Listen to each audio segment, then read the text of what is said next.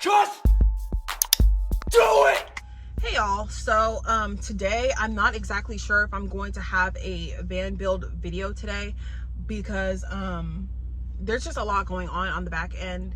First of all, if you guys don't know, I do Spark for, you know, funds and for, like, you know, income, and that's like my main source of income right now, and it's just been extremely slow. And prior to that, I've been literally like trying to apply for medical assisting jobs, because you guys also know that I got my medical assistant certification, and I just had no idea that the jobs were extremely sparse. And so just the job market is just really trash right now, and I need to kind of like figure that out so that I can continue to save up money so that I can, you know, do the traveling that I want to do. So yeah, right now, as far as my van goes, all the drama that happened with my van is still not over, because the dealer that sold me this van still has not mailed me the title to this car. Still has not notified the Washington State of Licensing that they sold me this car. So basically, yeah, that's what's going on with that. And because of that, my temporary registration is about to expire, and in order for me to get my California license on this car, because you guys know I'm like, this car doesn't even have a license plate, it just has my temporary tags that expire by the end of this month. So I need to get the car smogged, which is easy. Like, I could just go and do that really quick, which is what I'm gonna do today. And I'm gonna go to the DMV and figure out like what it is I can do about my temporary registration, because the dealer is refusing to send me the title. I called the Washington State of Licensing and yesterday, and basically all the lady said was, you're gonna have to file a complaint, you're gonna have to file a complaint, you're gonna have to file a complaint. It's crazy how the only thing that you can do is file a complaint. And mind you, I've already filed a complaint early March, like the beginning of March, like March 2nd, or not March, May 2nd, I filed a complaint. And even till this day, it has been sent over to the investigator or whatever, but even till this day, still nothing is being done about it. Nothing's being done about it. So at this point, I am ready to take legal action, because I don't know what else to do. This is my daily driver. You guys know that my other car is, you know, needs work. I don't want to allow what's going on the back end to stop me from, you know, making progress. I still want to travel, and I still want to do what I want to do, and I didn't come this far to just come this far. So at the end of the day, I'm going to do what I can, and I'm going to see if I can clean out my storage and leave my storage by the end of this month, so that I don't have to pay for next month, and then just take the stuff that I don't want out of my storage and fill up my car and take it to the dump. Because I mean, at this point, what's been stopping me is the heat. It's going to be 100 degrees today. Right now I'm at the gas station. I'm gonna get me some gas, and we're gonna get this day started.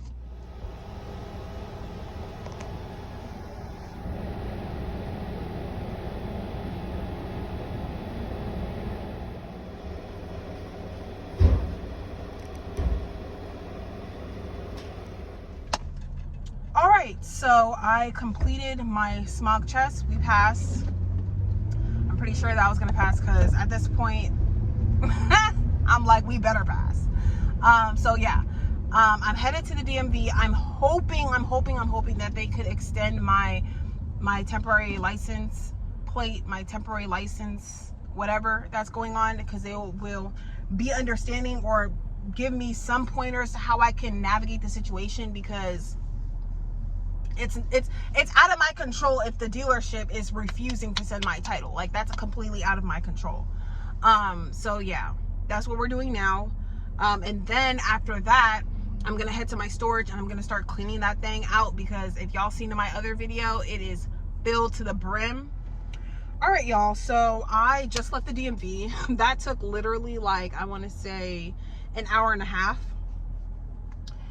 maybe even more, maybe even like 2 hours, to be honest with you. I just want to get my storage cleaned out, because as you can see, there is a bunch of stuff in there.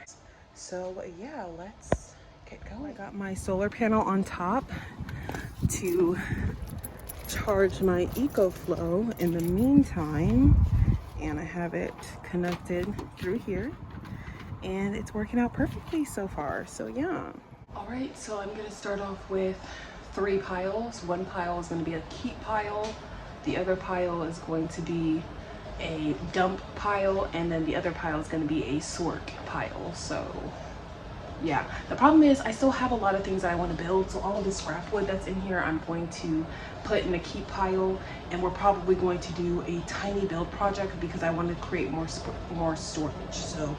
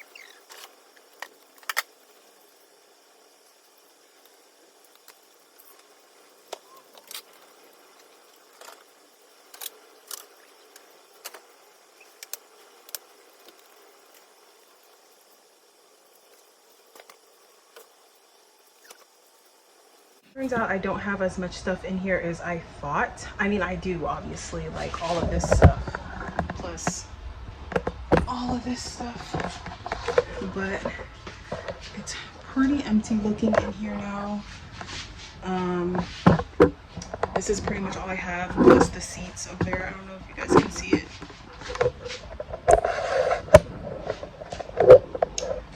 The seats over there, plus this whole box of stuff. And then this is the hallway. Looking kind of crazy, but I wanted to show y'all something really quick. I bought something off of AliExpress that really helps me condense my winter clothes, so I want to show you. So I have this. It condensed, I would say, I mean, it condensed pretty well. It's definitely better than having it like loose, but it's still pretty bulky. I have maybe 6 shirts, 1 pair of sweats, 1 work pants, and 1 sweater, 2 pairs of sweats actually. So there's a lot in here actually. So I want to say maybe it did do a good job at condensing it pretty well.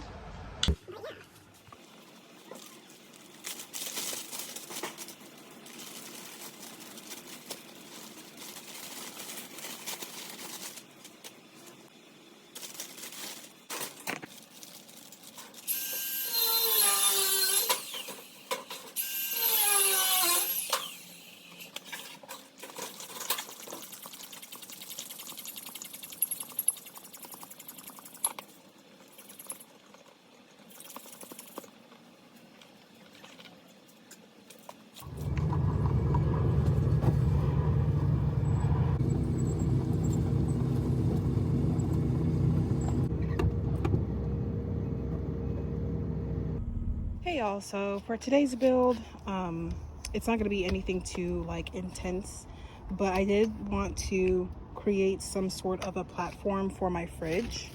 So let me move this out the way.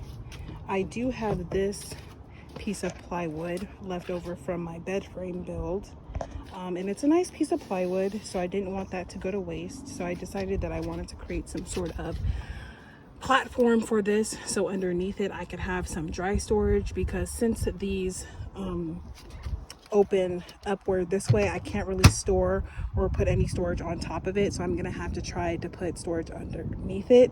And then obviously make sure that this is secured to the framing that I'm going to be putting underneath it, so that it doesn't obviously slide around and stuff like that. I do have a lot more extra plywood that I didn't use. Now, I am not entirely sure why I have so much of this plywood. Because I'm pretty sure I used a 4x8 from this to create a floor, but maybe I just didn't use a whole lot of it, because I have that as well. I have that, and then I have that, and then I have that piece. This one I'm going to combine with the other one outside to create shelving. And then this is a remainder of the flooring that I had, and then some other pieces in another 2x4. Just wanted to create some sort of platform for my ice co, and then I also wanted to create a platform for my air fryer, because I have an air fryer right here. So I wanted to create a platform for that so that I could use my air fryer, which is nice. Utilizing one of these for a microwave, but I'm not exactly sure if I want to have a microwave, since I do have an air fryer, and then plus it being hot, like that's like a little too hot. So yeah, so many decisions, but it's only like, I want to say 4:30, so I have enough time to go to grab the things that I want to use here, go to Home Depot, finish the projects, and then possibly come back and rearrange my storage. I don't know if I showed y'all, but the storage is like practically empty. I just have this air purifier and some scrap wood, and then I have this box filled with some stuff that I still want to keep. All right, hey y'all, I am at the Home Depot, my workstation. And I am going to begin working on the platform that I want for my ice co, so that I can have a little bit of storage underneath. I have an idea of what I want it to look like and how I want to go about it in my head, but we'll see how we are able to actually execute it. Something weird was going on with my van, and I was kind of getting iffy about it, but I literally have been cleaning out my storage and organizing my things from, I want to say 10 a.m. to about 2 p.m. And obviously I was opening the doors and I was coming in and out of the car and stuff like that, opening the trunk, opening the side doors, everything like that. And then everything was fine, and then I started up my car, because I wanted to, all of the stuff that I put in my car, I wanted to be able to organize them. Plus it was super hot, so I wanted to like have the AC running while I was organizing the stuff in my car. And I was doing that for about like 10, 15, barely 20 minutes, right? And I did that, and then I turned off my car. I kept organizing and stuff like that. And so once I turned on my car to then go to my first destination, I noticed that I don't know if it just didn't turn on, but I noticed that when I went to go turn it off after using the AC and organizing my stuff in the car, I noticed that the battery light was on. So I'm like, oh my gosh, like, is my battery okay? Is my alternator okay? So that was kind of like spooking me out. And so I didn't pay it no mind. I just turned off the car, turned back on my car so I can head to the dump. The car wouldn't start because the battery was dead. And so I obviously had my trusty Noco Boost Plus. If you are a van lifer, or just a female with a car, or just anybody with a vehicle, this is going to be your best friend right here. Especially if you don't like asking people for help and you don't want to feel like a damsel in distress. This is life-changing. So anyways, I use my Noco Boost to charge my battery, and it started right up, no problem. And then on the way to the dump, I wanted to run the AC because it was hot. And every time I would run the AC, the battery light would go on. So I'm like, ugh, what is going on? So I was just like, I don't know what was going on. So I guess like the voltage on the battery was just low, because it took me about 12 miles, pretty much like a 24-mile round trip to get to and from the dump. So after that, It still was doing it kind of, but then I got some gas, and then now it's pretty much okay. I'm sitting in my car, it's idling, I'm running the AC, it seems like everything is good to go, but that scared me a little bit. I thought I was gonna have to get a new battery, child, let alone a new alternator, child. Anyways, that's besides the point, but I just wanted to throw that out there. Get you an EcoBoost Plus.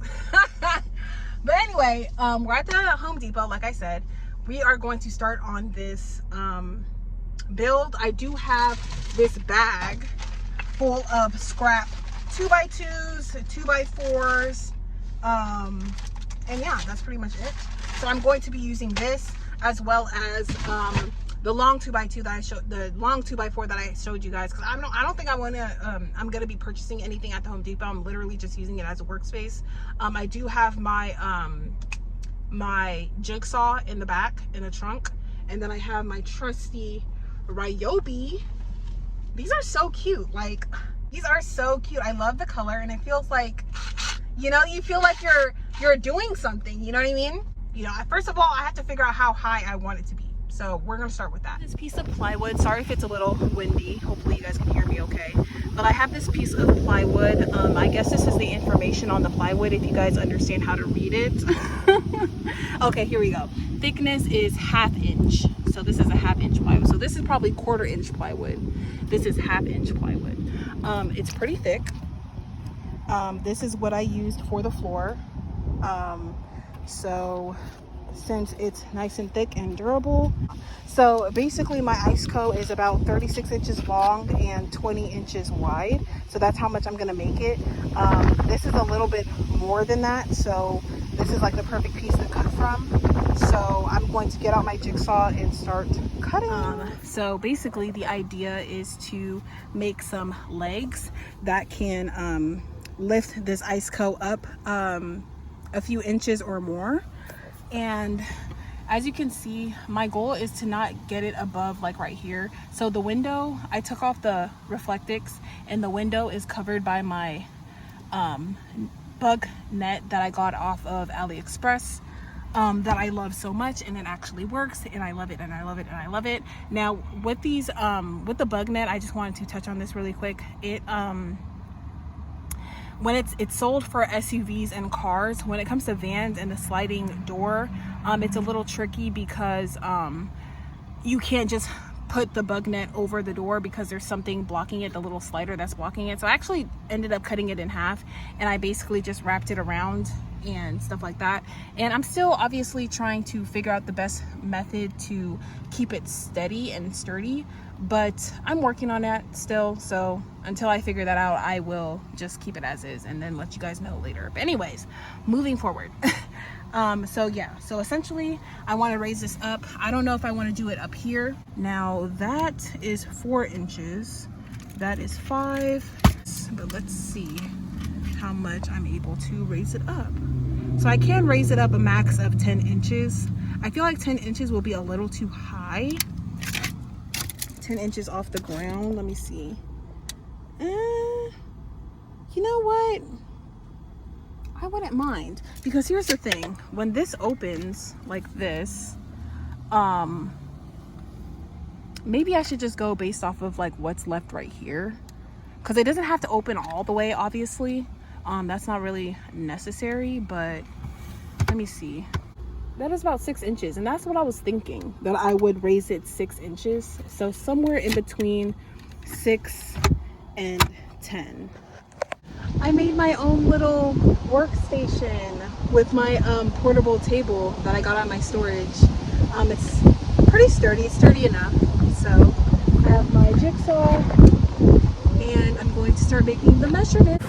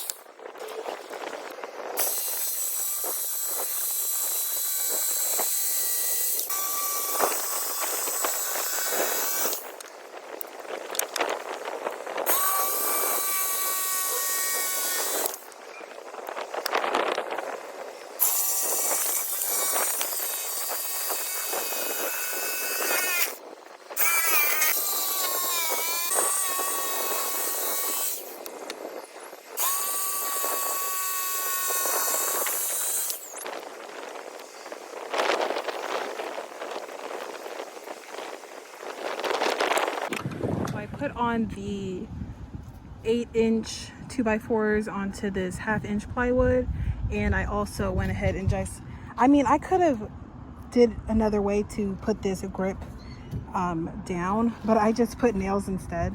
So I'm just going to cut off the excess, and then we are going to install it and see what it looks like.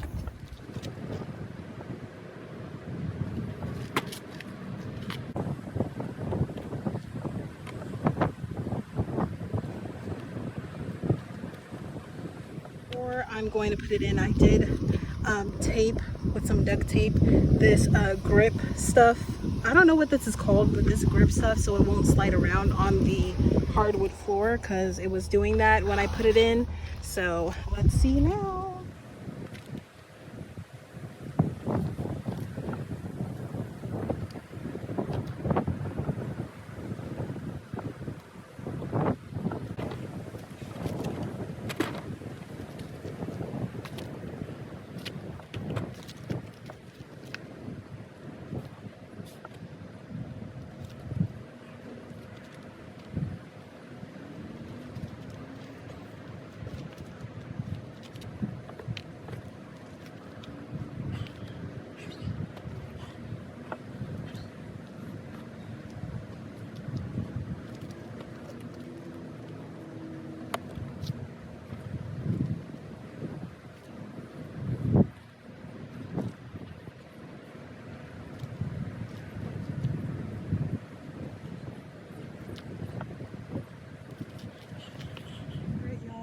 It's on there with the little storage on the bottom. Yes, so I was able to turn her back around.